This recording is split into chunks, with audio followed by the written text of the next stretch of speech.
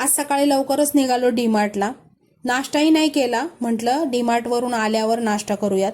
कारण की उशीर झाला की मग खूपच गर्दी होते.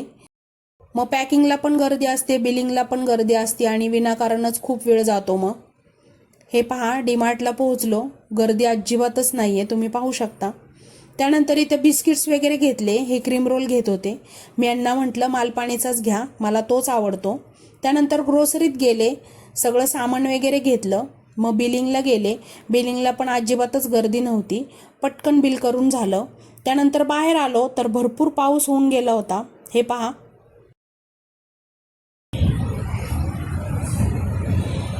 पाऊस यायला लागला.